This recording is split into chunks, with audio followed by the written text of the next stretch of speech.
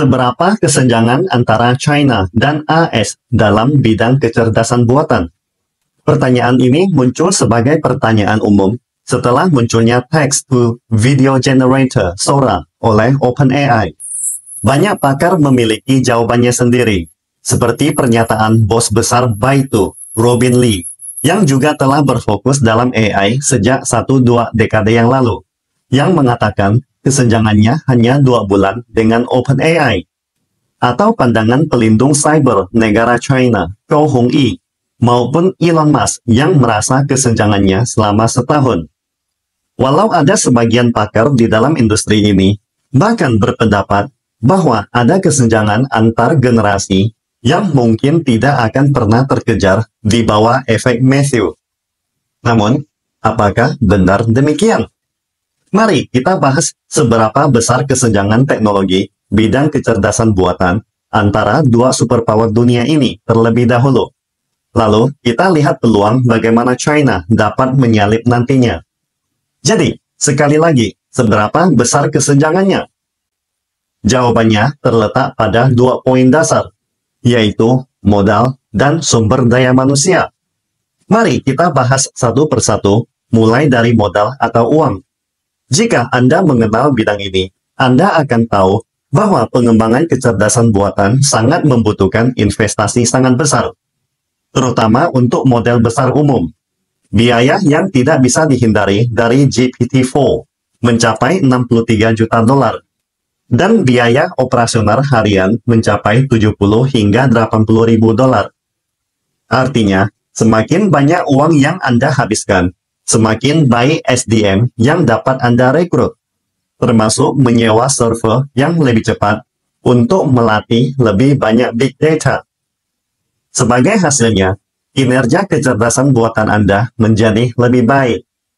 Jadi, seberapa kesenjangannya antara China dan Amerika dalam hal ini? Bisa dikatakan sangatlah besar. Sebagai contohnya, lihatlah 2 perusahaan dengan valuasi tertinggi di Amerika. Pertama, OpenAI, yang menjadi fokus kali ini, dibiayai oleh Microsoft dengan investasi sebesar 13 miliar dolar, dengan valuasi terbaru yang mencapai 100 miliar dolar. Kedua, Anthropic, yang merupakan hasil kolaborasi antara raksasa teknologi Google dan Amazon, diinvestasikan dengan puluhan miliar dolar dan mencapai valuasi 180 miliar dolar. Sementara di pihak China, perusahaan Moonshot AI yang didirikan pada bulan Maret 2023 mendapatkan pendanaan tunggal terbesar. Setelah putaran pendanaan ini selesai, valuasinya baru saja melewati 2 miliar dolar. Atau perusahaan startup unicorn lainnya seperti Minimax, Zhipu AI, Aichuan, dan Lingyi Wanwu AI yang didirikan oleh penulis AI superpower, Kai-Fu Lee, mencapai valuasi 1 miliar dolar, yang menjadi standar awal bagi sebuah perusahaan startup unicorn. Dengan kata lain, pada tahun 2023, 20% dari total investasi global venture capital dialokasikan untuk kecerdasan buatan AI, mencapai rekor baru dalam beberapa tahun terakhir, di mana Amerika Serikat mendominasi 60%, diikuti urutan kedua dunia Tiongkok dengan 12%. Bisa dikatakan bahwa perbedaannya masih sangat nyata. Perlu diketahui, ini baru babak pertama, yang hanya membahas apakah efeknya bagus atau tidak, belum mencapai babak kedua, yang mana adalah kemampuan menciptakan uang atau pengembalian modal alias make money. Jadi, tanpa modal atau uang yang cukup, roda penghasilan dari berguna menjadi make money tidak akan dapat berputar. Akibatnya, financing pasti akan menjadi semakin sulit, dan kesenjangan pasar akan semakin besar. Setelah membicarakan tentang modal, mari kita bicarakan tentang sumber daya manusia US-China. Seberapa besar kesenjangan SDM di bidang kecerdasan buatan dua perekonomian raksasa dunia ini? Mari kita gunakan data sebagai pembicara. Dalam bidang kecerdasan buatan, menurut A-Miner AI 2000 World's Most Influential Scholars Award, yang merangkum 2.000 peneliti teratas berdasarkan dampak pengaruh, kontribusi, dan prestasi mereka dalam kecerdasan buatan dunia. Ada 1.163 sarjana AI 2000 dari Amerika Serikat dan 277 dari China, masing-masing menempati peringkat pertama dan kedua dunia, terutama dalam bidang teori perhitungan, antarmuka manusia-mesin, robot, dan sistem komputer. Ada kesenjangan besar pakar terkemuka China dalam bidang ini. Kesenjangannya masih sangat nyata. Ini adalah sesuatu yang ada secara objektif dan harus dihadapi dengan serius. Namun, menghadapi kesenjangan seperti ini, apakah China masih punya peluang menyalip? Jawabannya sudah pasti. Kalau begitu, di mana arahnya? Jawabannya terletak pada babak kedua kecerdasan buatan AI, yaitu di tingkat aplikasi, jagoannya Tiongkok.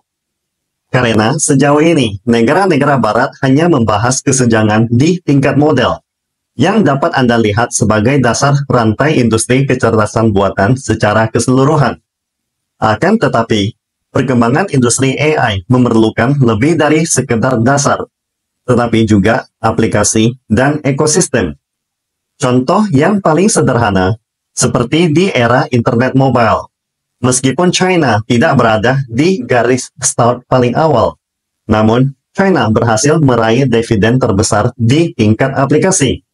Misalnya, China adalah negara pertama di dunia yang mempraktekkan teknologi jaringan 5G terbesar di dunia, di mana 70% dari Best Transceiver Station atau BTS 5G ada di China. Atau pembayaran elektronik mobile Alipay dan WeChat Pay, atau DCEP, Digital Currency Electronic Payment tingkat nasional, atau bidang e-commerce seperti Taobao dan Pinduoduo atau Temu. Sharing economy seperti sepeda ride sharing, streaming, dan banyak lagi. Mengapa China bisa mencapainya dari titik 1 hingga 100 di tingkat aplikasi? Sementara negara-negara barat yang jago teori dasar hanya mencapai titik 0 hingga 1 dalam teknologi. Alasannya sangat sederhana, karena China memiliki pasar terbesar dunia.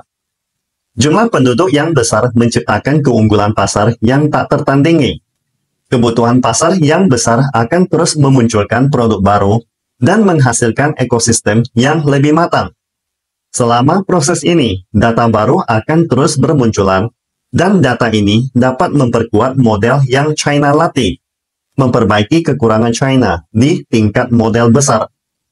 Fakta juga menunjukkan bahwa lebih dari setengah perusahaan di berbagai sektor industri kecerdasan buatan AI China berfokus pada tingkat aplikasi. Inilah harapan China untuk terobosan pada babak kedua dalam persaingan kecerdasan buatan dunia. Kesimpulannya, jalan itu adalah langkah demi langkah. Makanan itu dimakan satu suap demi satu suap. Kesenjangan antara China dan AS dalam bidang kecerdasan buatan adalah kenyataan. Tetapi kemampuan China dapat menyalip juga adalah kenyataan. Hari ini, hanya ada dua pemain terbesar di arena kecerdasan buatan global, China dan Amerika.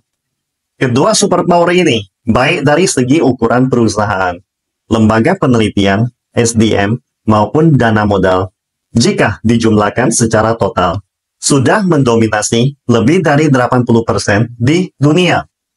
Bagi China, kesenjangan di tingkat dasar memang fakta.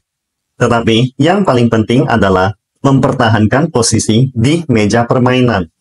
Lalu usahakan untuk menyalip di tingkat aplikasi, sehingga modal SDM dan teknologi membentuk lingkaran tertutup. Dan para perusahaan dapat menghidupi dirinya sendiri. Dan kemudian China bisa menutupi kekurangannya di tingkat model dasar. Salam, Indonesia Maju!